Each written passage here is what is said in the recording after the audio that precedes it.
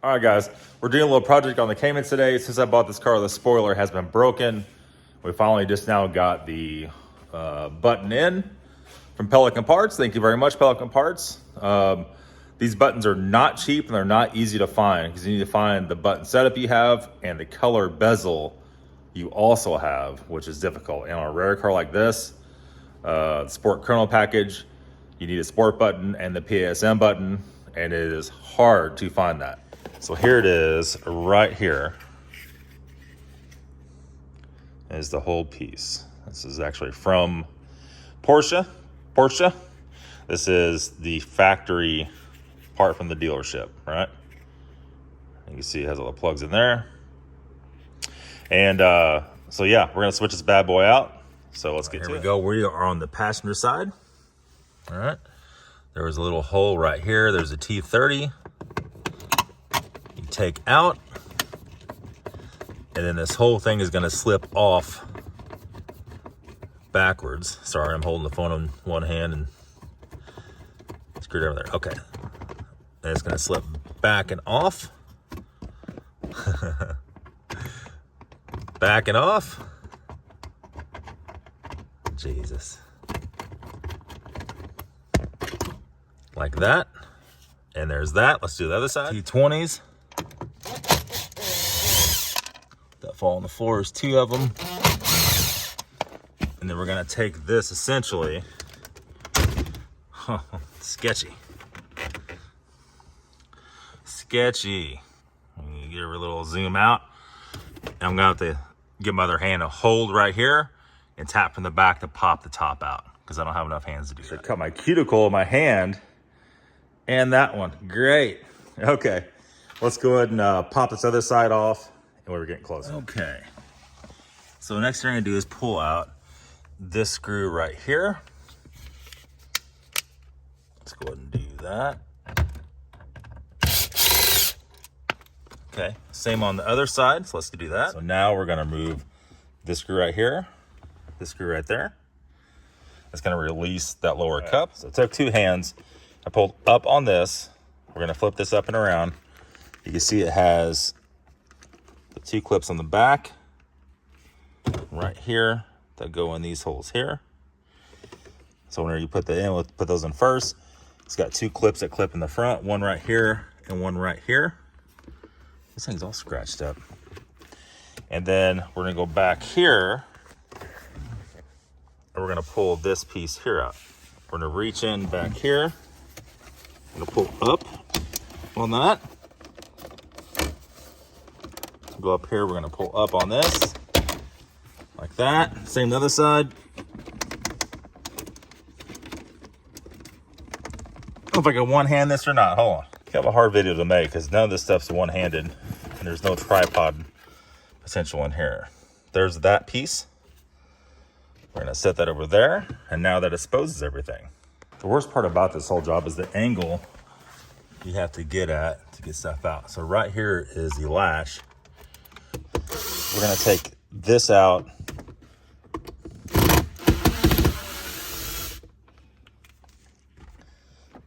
We're gonna remove those, put those in here. All these little screws are the same size except for the very first 2 we took out. We're gonna do the same thing over here, pull these. And what that's gonna do, I see, is loosen up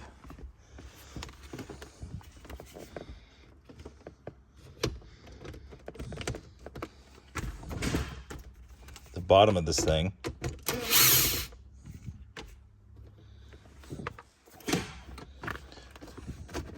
And this whole thing's gonna loosen up. Now see how it loosens up the bottom tray? There's one little latch on the bottom of here that catches that, right? So now we should be loose. And there it is. All right, let's unplug it and plug the other one in. All right, let's see if she works here. Let's push it.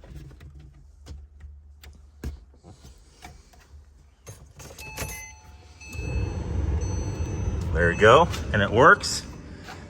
And that was the problem. Hallelujah. We have a sponsored jump pack today. This is a little bit different one. This one is JFEGWO.com.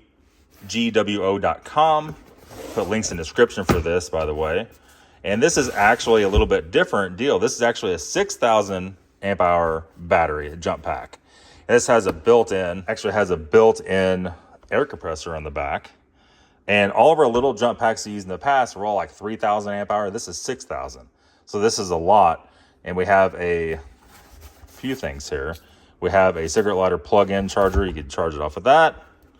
We can do USB, 2 5-volt USB chargers. We have a wall charger for it. I think that's still down in the shop. And it shows everything on here, whatever you want.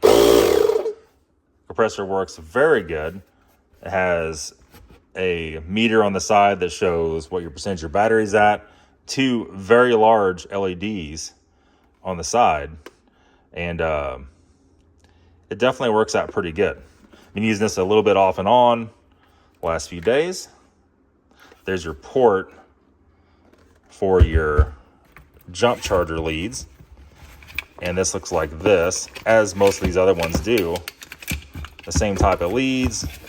Get out of there. There you go.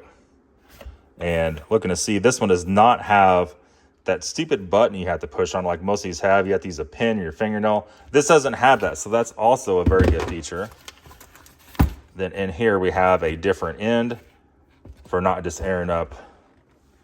I guess you could screw that on to a valve stem, but this is the clip-on one. This is usually what our Makita stuff has and all that stuff. And then it has different attachments in here for it. Has a basketball air up nozzle and some other stuff in there. Everything you get with a standard air compressor as far as accessories go, so you can use it for pretty much anything. Has a little book and a nice carrying case. We've been using these a lot. Actually, I've been using these for the most is charging my phone. Because I'm somewhere, I'm not in the car, I'm not around within reach of a charger. I could literally plug it into a jump pack and carry it with you.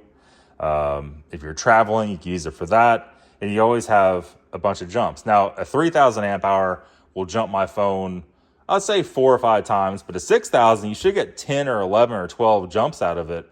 And I have a big phone, iPhone, I don't know, 13 Pro Max.